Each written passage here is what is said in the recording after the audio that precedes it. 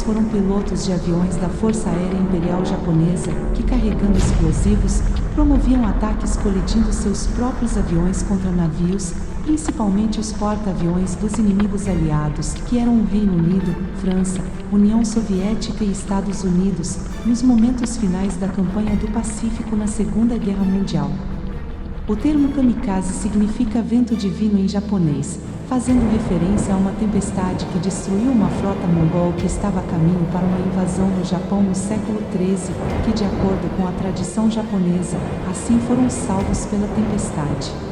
Os ataques kamikazes foram uma estratégia extrema e desesperada do Japão para tentar deter o avanço dos aliados, pois perceberam que estavam ficando para trás em termos de recursos e poder militar em comparação com as forças aliadas, especialmente os Estados Unidos. Diante deste quadro desfavorável, a ideia dos ataques kamikazes foi desenvolvida para tentar infligir danos significativos à marinha inimiga. Os kamikazes eram vistos como uma forma de compensar a inferioridade militar japonesa. Os ataques kamikazes começaram em outubro de 1944, após a derrota dos japoneses na Batalha de Saipan. Eles continuaram até o final da guerra, em agosto de 1945, quando houve o lançamento da bomba atômica em Hiroshima e Nagasaki. Mediante tal ação, em 2 de setembro de 1945, a Segunda Guerra Mundial chegava ao fim com a assinatura da rendição nipônica. Os kamikazes eram pilotos voluntários, eles eram motivados por um forte patriotismo e pela crença de que estavam fazendo o seu dever para com o Japão. Os ataques kamikazes foram eficazes no início, causando grandes danos aos navios dos aliados.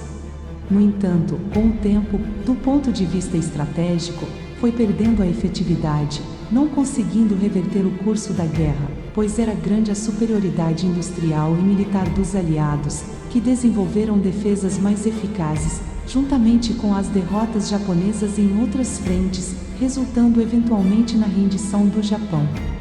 A Segunda Guerra Mundial resultou na morte de cerca de 60 a 70 milhões de pessoas, incluindo militares, civis e prisioneiros de guerra. Causou também muitos danos físicos, famílias foram destruídas, milhões de pessoas foram deslocadas de suas casas, tornando-se refugiados, cidades foram destruídas, estruturas essenciais foram danificadas ou destruídas. Este é o legado que uma guerra deixa, e que até os dias atuais, o ser humano continua destruindo vidas e aprimorando novos armamentos, técnicas e possibilidades de exterminar cada vez mais vidas, ao invés de concentrar todos estes recursos em prol de salvar vidas, travar uma guerra contra tudo aquilo que devasta a humanidade, sem ser o próprio ser humano. Os ataques kamikazes para alguns é considerado como um ato de patriotismo e heroísmo, o que na verdade não é isso que representa. A verdadeira representação deste ato é uma grande desvalorização e desprezo pela vida humana, um ato que vai contra os princípios éticos fundamentais que valorizam a preservação da vida, um ato de extremismo e fanatismo resultando em uma grande tragédia que causou um grande sofrimento humano, que costuma reverberar por décadas. Patriotismo é você pelo menos saber cantar o hino de sua nação. Heroísmo é você estender suas mãos para salvar e tirar o sofrimento de outras vidas, e não matar e causar mais sofrimento. A cultura militar japonesa da época estava profundamente enraizada em conceitos de lealdade ao imperador e ao país.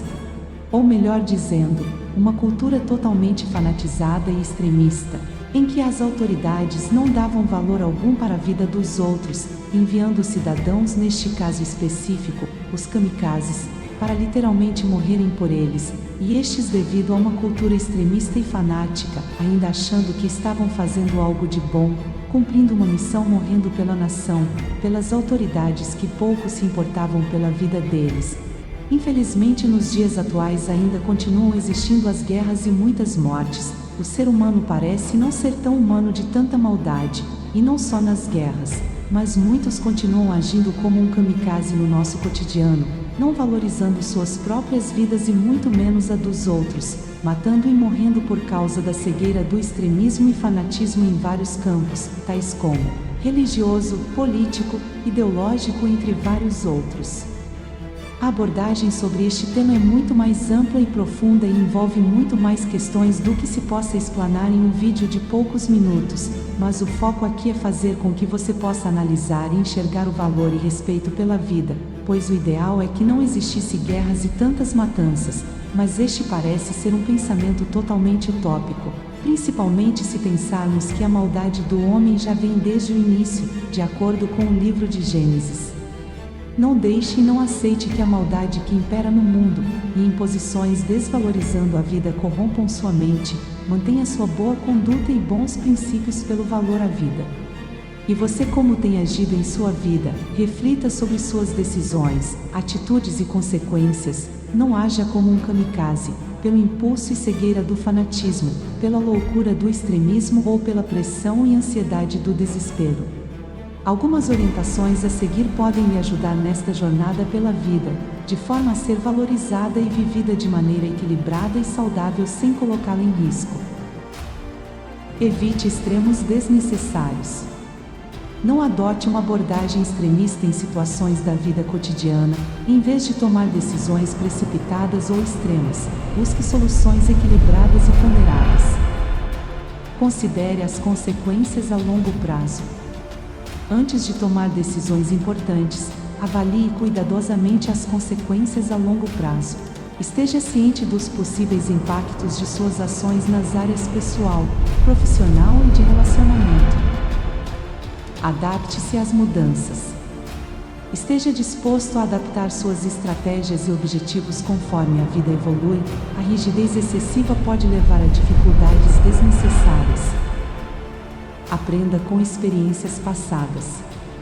Reflita sobre experiências passadas, tanto sucessos quanto fracassos, e use essas lições para crescer e tomar decisões mais informadas no futuro. Cultive a resiliência.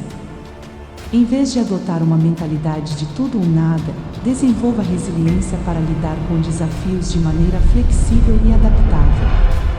Priorize a saúde mental e física.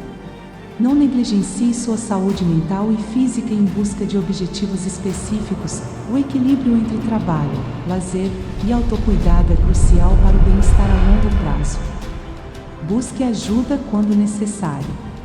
Não hesite em procurar ajuda profissional ou apoio social se estiver enfrentando desafios significativos. Lembre-se de que a vida é um processo contínuo de aprendizado e crescimento, e cada pessoa tem seu próprio caminho único.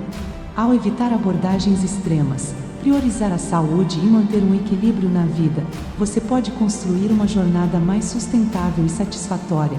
E não esqueça que o maior bem que temos é a vida, saiba valorizá-la. Muito obrigado e um abraço.